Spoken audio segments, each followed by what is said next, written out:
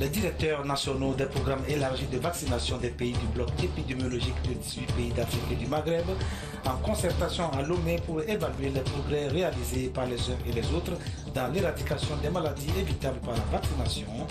Les listes électorales post-révision disponibles depuis hier dans les centres de vote sur l'ensemble du territoire national. Avis à toute personne désireuse de signaler quelques anomalies d'aller le faire devant les CELI. La gestion du contentieux électoral au centre d'un atelier de formation organisé par la Cour constitutionnelle. Tous les textes électoraux seront revisités à cette occasion. Le but de l'exercice est de préparer les participants à la prise en charge d'éventuelles contestations avant, pendant ou après le scrutin du 15 avril prochain. Madame, Monsieur, bonsoir. Voilà pour les titres. Ce communiqué du gouvernement pour commencer. Suite au mot d'ordre de grève lancé par la synergie des travailleurs du Togo STT depuis la semaine passée, des manifestations violentes récurrentes d'élèves, de supposés syndicalistes et d'activistes divers sont observées au niveau de la ville de Dapaon, entraînant des dégâts humains et matériels importants. Face à cette situation et dans le souci de ramener le calme, le gouvernement décide la fermeture temporaire de tous les établissements scolaires de la ville de Dapaon à compter de ce lundi 16 mars 2015. Le gouvernement tient à rassurer la communauté éducative que les établissements scolaires vont rouvrir leurs portes dès que le calme sera revenu. Fait à Lomé le 16 mars 2015, le gouvernement. Les directeurs nationaux des programmes élargis de vaccination d'une vingtaine de pays du continent tiennent à Lomé une réunion d'évaluation des performances de leurs pays respectifs en matière de lutte contre les maladies évitables par la vaccination. Ces maladies figurent dans les priorités du plan stratégique régional 2014-2020 sur la vaccination. Il est donc question de passer en revue les progrès accomplis par les uns et les autres. Les travaux ont été ouverts ce matin par le Premier ministre Artem Seliagodji à Oumézounou. Clarisse Atikle.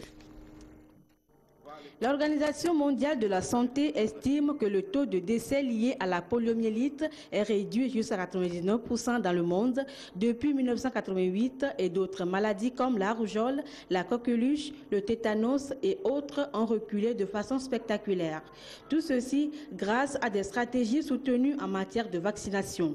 Les directeurs nationaux des programmes élargis de vaccination de 17 pays du bloc épidémiologique de l'Afrique de l'Ouest plus l'Algérie réunis à Lomé vont faire le point des actions menées au niveau des pays en termes de couverture vaccinale durant l'année 2014, plus précisément dans les domaines retenus comme prioritaires au plan régional africain.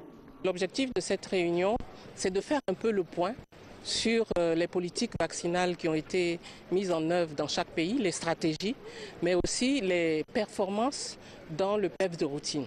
Lors de ces réunions, nous avons aussi les partenaires de la vaccination qui viennent écouter, essayer de comprendre les difficultés qu'ont les pays et voir comment est-ce qu'ils se positionnent pour apporter leur appui technique et financier.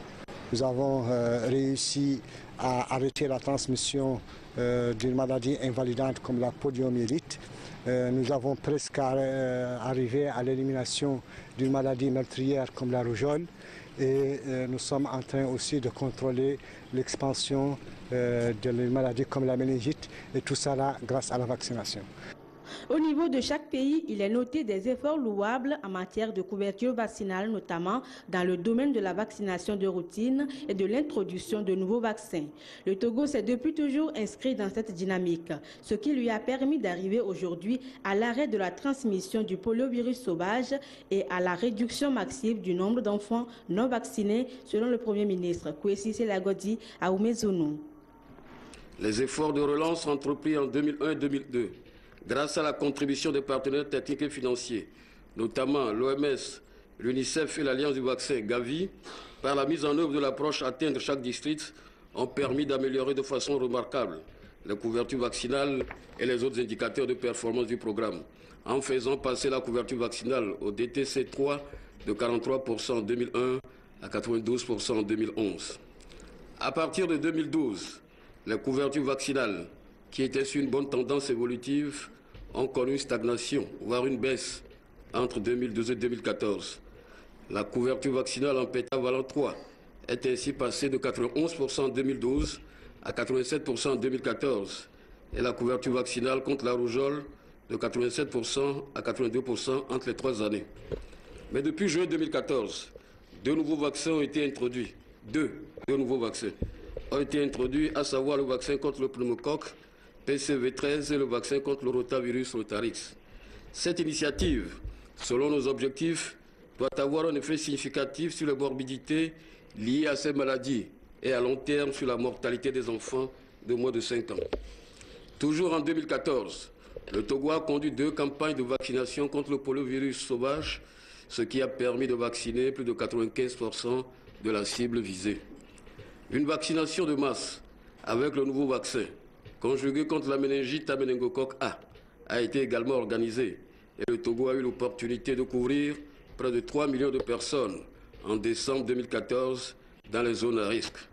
Les premiers résultats de l'enquête de couverture liée à cette campagne, qui est en cours dans notre pays, indiquent qu'au moins 97% de la cible ont été couverts. D'ici à juin 2015, dans le cadre de l'initiative de l'éradication de la poliomyélite, le Togo a introduit une dose de vaccin polio injectable dans la vaccination de routine, grâce à l'alliance du vaccin à l'OMS et à l'UNICEF. Une campagne de vaccination contre le virus du papillome humain, vaccin anti-VPH, a été aussi planifiée pour la rentrée scolaire 2015-2016, plus précisément en octobre 2015, sous forme d'un projet de démonstration dans les 2 districts sanitaires du Golfe, dans la région méridionale donc, et de Tchamba dans le centre du pays, aux fins de vacciner les filles âgées de 10 ans dans les écoles et dans la communauté. Ici, il s'agit plus d'échanges d'expériences sur les bonnes pratiques concernant les différentes thématiques de la vaccination. Il sera également question d'analyser la situation de l'épidémie du virus Ebola et son impact sur le système de santé et de vaccination. Des perspectives post-Ebola seront donc tracées et prises en compte dans le plan d'action pour les priorités de 2015 à adopter au cours de cette rencontre annuelle. Les maladies bucco-dentaires, elles, ne figurent pas sur la liste des pathologies évitables par la vaccination, leur survenance étant plutôt due à l'inobservation de certaines règles d'hygiène que l'Association des chirurgiens dentistes du Togo va s'atteler cette semaine à faire connaître à la population, surtout les plus jeunes. Comme ils le font depuis 13 ans, nos chirurgiens dentistes organisent une semaine nationale de la santé bucco-dentaire qui va consister à animer des séances de sensibilisation et d'information dans les établissements scolaires suivies de consultations médicales gratuites. La manifestation vient en appui à la célébration de la Journée mondiale de la santé bucco-dentaire. Reportage Eric Dianipo, Christine Pecheki Aloudé. Le jeune parfait souffre de maux de dents.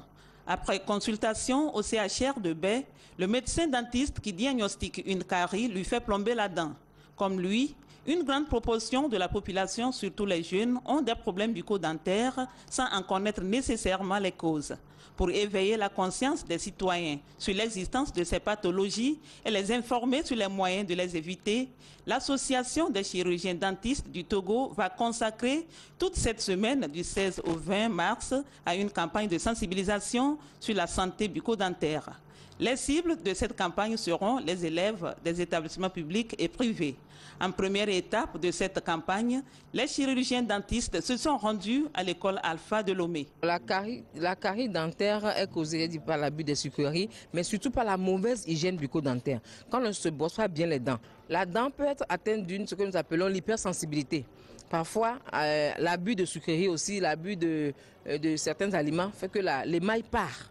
Alors, la conduite à tenir, c'est qu'il faut se brosser les dents. Ce que nous conseillons, pourquoi nous sommes devant les élèves, c'est qu'on leur conseille de se brosser les dents juste après chaque repas. On nous a expliqué qu'on devait toujours frotter de la gencive vers la dent, les faces intérieures aussi et surtout la langue, c'est très important également, car il y a beaucoup de bactéries qui se trouvent là-dessus également.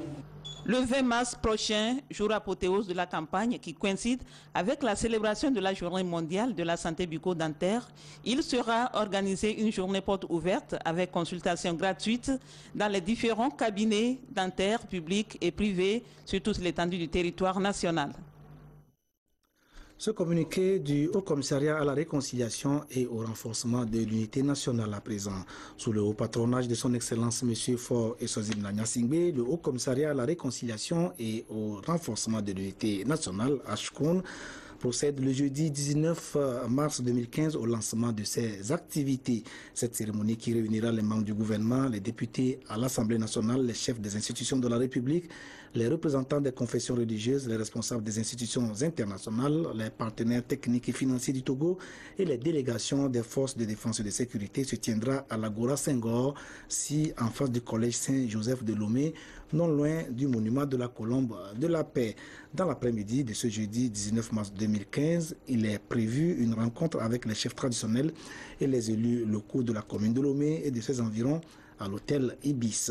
Le vendredi 20 mars 2015 aura lieu dans la matinée une rencontre avec les représentants des partis politiques et dans l'après-midi du 20 mars 2015 à 15 h, une rencontre avec les organisations de la société civile. Fête à Lomé le 16 mars 2015, le H-Krone. Actualité politique, la Commission électorale nationale indépendante a procédé hier à l'affichage des listes électorales issues des dernières opérations de révision dans les différents centres de vote du pays.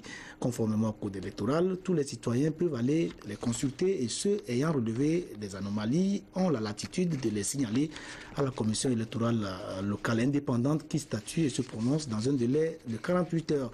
L'objectif de cette opération est de permettre à la CENI de disposer de listes électorales fiables pour le scrutin du 15 avril prochain et ceux à venir. Esther Laclé. Moins d'un mois avant la date butoir du 15 avril 2015, date à laquelle les Togolais sont appelés aux urnes pour l'élection présidentielle, tout se déroule normalement dans les centres de vote. Depuis 24 heures, les listes électorales provisoires sont affichées. Le premier objectif, c'est de pouvoir permettre à tous ceux qui se sont inscrits ou bien qui se sont présentés pour la révision des listes électorales de pouvoir vérifier qu'ils sont effectivement sur les listes électorales. La deuxième raison, c'est de permettre à tous les citoyens de pouvoir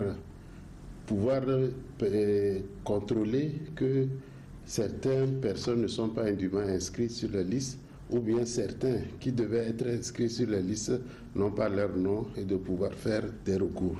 La troisième raison, c'est de pouvoir déclarer les décès si en regardant les listes, on constate que certaines personnes sont inscrites mais elles ne sont plus parmi nous. Et donc de pouvoir les radier des listes électorales et de pouvoir s'assurer qu'effectivement on est inscrit dans le lieu où on désire voter. Dans plusieurs centres de vote à Lomé, les électeurs viennent à compte-gouttes pour vérifier leur nom afin d'être aptes à accomplir leurs devoirs civiques. Nous avons commencé ça depuis dimanche. Il n'y a pas d'affluence. Les gens viennent goutte à goutte pour vérifier s'ils ont leur nom ou pas. Ici, nous sommes au CG à Tikba. Présentement, il n'y a pas trop d'influence parce que c'est comme les gens ne sont pas tellement informés. Mais aujourd'hui, quand même, les gens sont venus vérifier leur nom. À l'école primaire publique générale Nyasingbe Yadema, tout comme dans les autres centres de vote environnants, les électeurs ne perdent pas du temps et procèdent à la vérification. Je suis en train de vérifier, je n'ai pas encore trouvé mon nom, mais j'espère le trouver. C'est un acte que tout le monde doit faire pour la marche du Togo. J'ai trouvé mon nom sur les papiers. Bon, il reste pour ma femme là. Je n'ai pas pu trouver son nom sur les papiers. Donc, je ne sais pas quoi faire maintenant. Les électeurs disposent de 48 heures pour réclamer et de 11 jours pour faire les recours dans les 4098 centres de vote du Togo. 3 529 780 électeurs ont été enregistrés par la CENI, Commission électorale nationale indépendante, et la liste définitive sera affichée dans les prochains jours après vérification. Des listes électorales fiables pour limiter les contestations ou carrément les éviter. Et au cas où il y en aurait, la Cour constitutionnelle reste la seule institution compétente pour les gérer. La haute juridiction anime d'ailleurs depuis ce matin à Kwalimé un atelier sur la gestion du contentieux électoral. La session à laquelle participent les représentants des partis politiques, ceux des organisations de la société civile et tous les acteurs impliqués dans le processus électoral va permettre à ceux-ci de revisiter les textes électoraux en vue d'une prise en charge efficiente du contentieux électorale avant, pendant et après le scrutin du 15 avril. Et tout ceci se fait avec le soutien du Programme des Nations Unies pour le développement et de l'Organisation internationale de la francophonie et avec l'accompagnement des cours constitutionnels sœurs du Bénin et du Niger venus partager leurs expériences avec les Togolais. Reportage Robert Kotogbi, Esther Laclé. La problématique de la gestion du contentieux électoral est au centre de cette rencontre qui se tient à Kbalimi. Une initiative de la Cour constitutionnelle qui cible des institutions impliquées dans le processus au Togo. Ainsi donc, des représentants de la CENI, de la HAC, du ministère de l'administration territoriale, des acteurs politiques, des journalistes et des experts vont s'imprégner des textes qui régissent le jeu électoral et surtout le règlement des litiges qui pourraient en découler. La formation est appuyée par des institutions sœurs de la sous-région, notamment celles du Bénin et du Niger. C'est un plaisir et en même temps un devoir pour nous, membres de la Cour constitutionnelle du Bénin, de venir aux côtés de nos collègues de la Cour constitutionnelle du Togo pour échanger ensemble avec eux sur nos expériences et essayer d'aborder cette période avec assez de succès. Cette Cour, elle aussi, elle a une certaine expérience en matière de contentieux, mais les échanges sont toujours importants pour que nous puissions consolider vraiment la paix dans le cadre des élections que chaque pays aura organisées. Le PNUD accompagne le processus à travers son soutien technique et financier à la Cour constitutionnelle. On est très honoré d'abord d'avoir pu contribuer avec l'OIF à la tenue de cet atelier dont l'importance n'échappe à personne. Cet atelier est une opportunité pour l'ensemble des acteurs, y compris les représentants des partis politiques qui sont présents, de partager la lecture, la compréhension des textes sur lesquels la Cour constitutionnelle s'appuie pour faire son travail.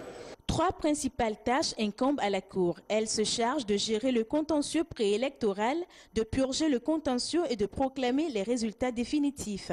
Nous avons pris le pari sur nous de rassembler ici, à Palimé, tous les acteurs impliqués dans le processus électoral pour échanger, pour avoir la même lecture de nos textes électoraux, à savoir le code électoral et la Constitution.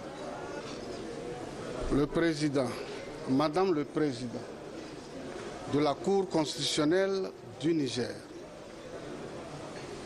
et les sages, une forte délégation des sages de la Cour constitutionnelle du Bénin, conduite par Madame Afoda, présidente de la Haute Cour de justice du Bénin, nous ont fait l'amitié de venir échanger avec nous, venir partager avec nous leurs expériences, nous enrichir mutuellement.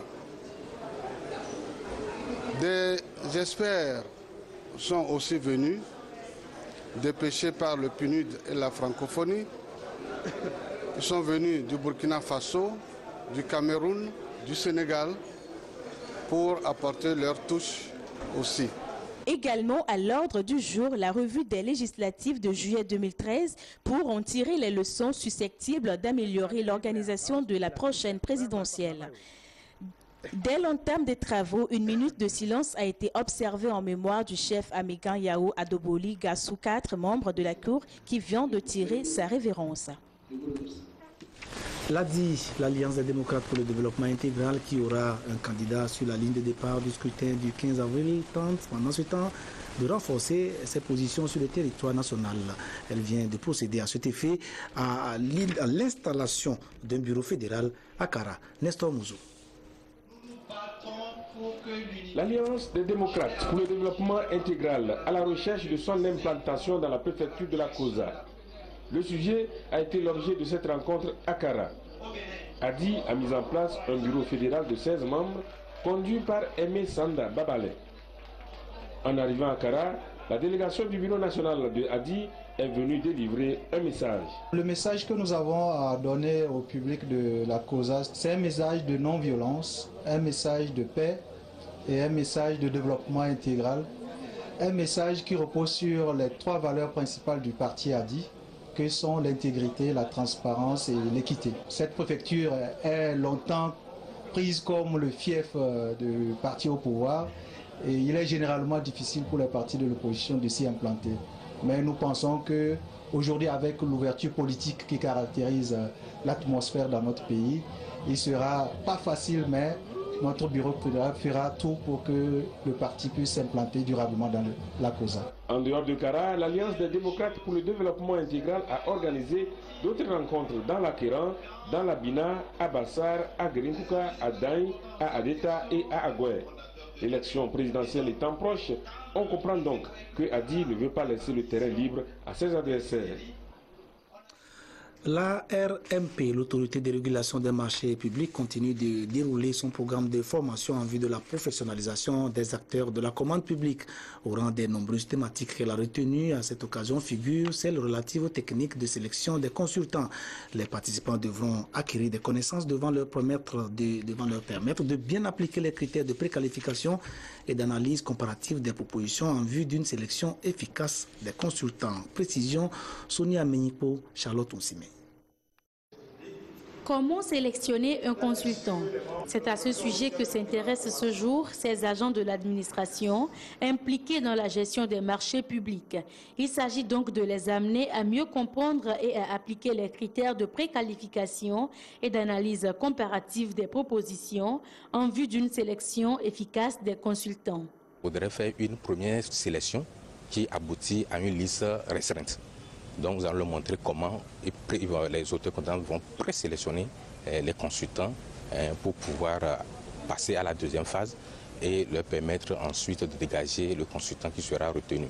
Et c'est ça qui fera l'objet du 3e module que nous avons dénommé le processus d'attribution des marchés de prestations intellectuelles. À l'issue de la formation, les participants seront à même de présenter et d'expliquer la procédure d'attribution des marchés de prestations intellectuelles. Il devrait également être capable d'animer des séances d'ouverture des plis conformément à la réglementation en vigueur. Ensuite, ils doivent pouvoir apprécier et utiliser convenablement les critères d'évaluation des manifestations d'intérêt et des propositions. Et puis, enfin, formaliser les attributions provisoires et définitives des marchés de prestations intellectuelles. Dans les jours à venir, les États membres de l'UEMOA, à l'instar du Togo, sont invités à prendre des mesures urgentes qui doivent permettre aux États de pouvoir absorber beaucoup plus de crédits mis à la disposition des autorités contractantes pour la réalisation des projets. Tout ceci pour rendre plus professionnels les acteurs de la commande publique pour une meilleure efficacité du système des marchés publics au Togo. Le Conseil national des chargeurs du Togo a organisé ce matin à Lomé une séance de sensibilisation à l'endroit des transporteurs routiers sur la mise en application du règlement 14 de l'UEMOA. Le règlement 14 est une directive émise par l'organisation sous-régionale en direction de ses États membres et dont le respect rigoureux devra garantir la pérennité des infrastructures routières, en ce sens qu'elle impose aux usagers de la route, surtout les gros porteurs, un certain nombre de pratiques à observer, notamment en ce qui concerne la charge à l'essieu, pour éviter la dégradation rapide de nos routes. Reportage Emmanuela Diaclo, Antoinette Romao Vovor. La sauvegarde des infrastructures routières passe surtout par le respect du code de la route et des applications y afférentes. Mais le constat est que 60 à 70% des poids lourds sont souvent en surcharge, ce qui participe à la dégradation prématurée des routes et diminue ainsi leur durée de vie. Des dispositions sont mises en vigueur pour juguler ce phénomène. Il s'agit notamment du règlement numéro 14/2005/CM/UEMOA du 16 décembre 2005 relatif à l'harmonisation des normes et procédures du contrôle de gabarit, de poids et de la charge à l'essieu des véhicules transportant du fret. Les transporteurs routiers ici vont mieux prendre connaissance de ce test afin d'en assurer une large vulgarisation au sein de leur base syndicale. Le règlement 14 a été lancé au Togo, ça fait 3 mois. Donc après 3 mois d'application, nous avons constaté qu'il y avait des réticences liées au pesé, au délestage et au paiement des amendes. Donc sur les sites de pesage à Djiregoué, et face à ces réticences, le Conseil national des chargeurs du Togo a décidé d'organiser cette journée de sensibilisation pour préciser les éléments du contenu de ce règlement 14. Donc, et d'éveiller la conscience. Cette campagne de sensibilisation organisée par le Conseil national des chargeurs du Togo CNCT se poursuivra à Atakpamé et Dapaon. Le CNCT est soutenu dans cette démarche par le ministère des Travaux publics et des Transports. Et pour parler des infrastructures en général, les centres de santé, les bâtiments scolaires, les hangars de marché, les ouvrages d'assainissement et de fourniture d'eau potable, bref, les infrastructures socio-économiques de base, comme on les appelle, intéressons-nous aux actions du PDC+, le projet de développement communautaire dont la mission est de fournir aux communautés à la base les conditions nécessaires pour une vie meilleure, a subi une évaluation à mi-parcours la semaine dernière. Aujourd'hui, nous revenons sur les actions de ce projet pour voir quelques-uns des impacts qu'elles ont sur le quotidien des populations bénéficiaires. C'est à travers ce dossier signé Pierre Soussouko. Les effets sur la vie des pauvres et l'ampleur des changements induits par le projet de développement communautaire varient d'une région à une autre. De 2008 à 2013, le gouvernement togolais, avec l'appui de la Banque mondiale, a initié et mis en œuvre le PDC, projet de développement communautaire, qui se trouve être un important instrument dans la lutte contre la pauvreté. L'objet principal de cet outil est surtout d'améliorer l'accès des populations pauvres aux services sociaux de base. Région des Savanes. Après une heure de route bitumée, nous empruntons la nouvelle piste rurale qui connecte les populations de Koubane au reste de la région. La piste que voici fait partie des travaux à haute intensité de main-d'œuvre à l'actif de la communauté. Et puis, nous y sommes, Koubane, avec ses hommes et femmes, mais aussi avec ses enfants qui chaque jour sont heureux des changements qui s'opèrent dans leur milieu. Nous n'avons pas cherché loin les raisons de cette jubilation. Il y a un an justement, les enfants d'ici découvraient pour la première fois un bâtiment scolaire en dur en remplacement des salles de classe de fortune. Conséquence, maintenant, je n'ai plus peur de venir à l'école. Je dis merci à Gaï, à nos bienfaiteurs. Le joyau est géré par le comité villageois de développement. Désormais, ce sont les portes de l'école qui s'ouvrent à tous les enfants d'ici en âge d'être scolarisés. À chant.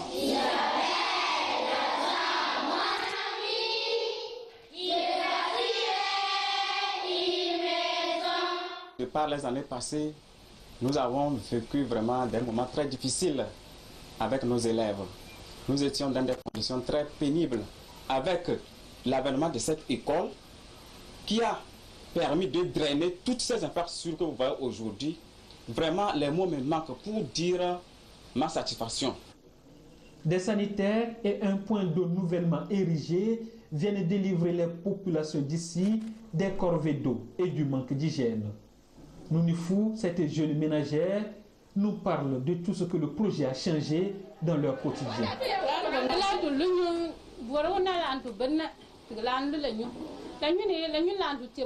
Avant, tout le village consommait l'eau de la mare, où les animaux viennent s'abreuver, et nos familles souffraient des maladies hydriques. Mais grâce au gouvernement et l'aide d'Agaïb Togo, nous avons bénéficié de cette pompe qui nous permet désormais de consommer de l'eau potable.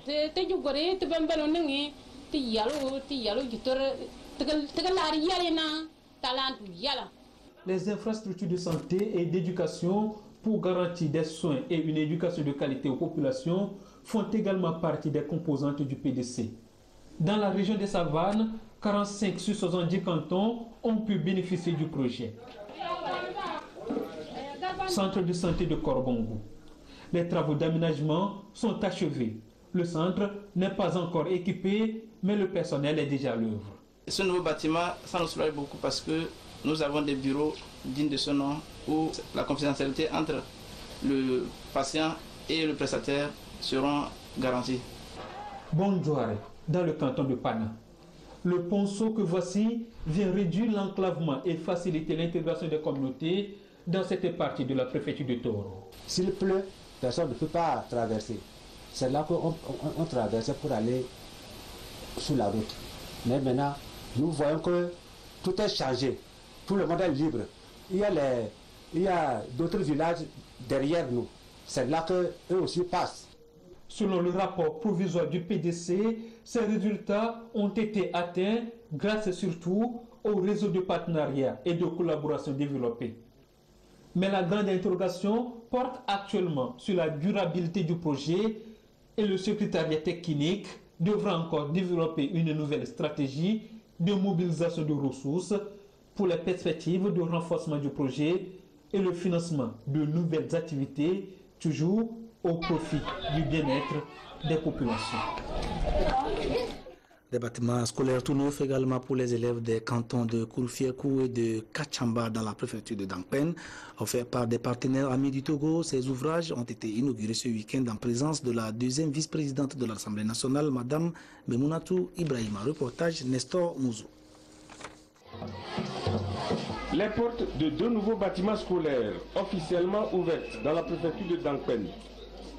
C'est le bâtiment de l'école primaire publique de Dutierso, dans le canton de Koufiekou, à 48 km de Guérikouka, chef-lieu de la préfecture, qui a été réceptionné le premier. L'ouvrage a coûté 20 millions de francs CFA, un financement du groupe Africa 2000 de Guardamiglio en Italie. Le deuxième ouvrage inauguré se trouve à Bangbale, Djassakou, Nangali, dans le canton de Kachamba, à une trentaine de kilomètres de Guérikouka. Là, le bâtiment a été construit grâce à une entreprise allemande du nom de Witron Informatique et Logistique et a coûté 20 millions de francs CFA également. Dans les deux cas, les donateurs ont été approchés par un fils du milieu, aujourd'hui député à l'Assemblée nationale, pour plaider la cause des élèves. Après une rencontre avec les parents d'élèves et ensuite surtout le plaidoyer de l'inspecteur du premier degré, j'ai senti que c'est vraiment un besoin très important. Étant donné que chaque année, les parents coupent la paille, ils cherchent le bois, les cordes pour confectionner leur atpatam. Et ce qui rend très difficile la scolarité des enfants, et surtout celle de la jeune fille. Et les résultats sont le plus souvent très médiocres. C'est pourquoi j'ai opté à apporter ma contribution à travers mes partenaires dans le domaine de la construction des bâtiments scolaires pour améliorer l'éducation de base et surtout accompagner les actions du chef de l'État. Justement, l'équipement de ces deux bâtiments en mobilier est l'œuvre du chef de l'État. La deuxième vice-présidente de l'Assemblée nationale, Memounatou Ibrahima, native de la préfecture de Dangpen, de son côté a offert des boîtes de craie aux enseignants des deux écoles. S'adressant aux populations, elle a demandé à celles-ci de se mobiliser pour soutenir la politique du président de la République pour un lendemain meilleur. C'est la fin de cette édition, mais avant de nous séparer, je vous rappelle cette importante information. Les établissements scolaires, tous les établissements scolaires de la ville de Dapaon sont fermés depuis ce lundi 16 mars 2015. Cette fermeture fait suite à des manifestations violentes récurrentes et à des actes de vandalisme observés au niveau de cette ville suite au mot d'ordre de grève lancé par la synergie des travailleurs du Togo. Dans un communiqué, le gouvernement rassure la communauté éducative que les établissements scolaires vont rouvrir leurs portes dès que le calme sera revenu. Merci de nous avoir suivis. Retrouvez Isidore Kobatine pour l'édition de nuit. Excellente soirée à tous. Au revoir.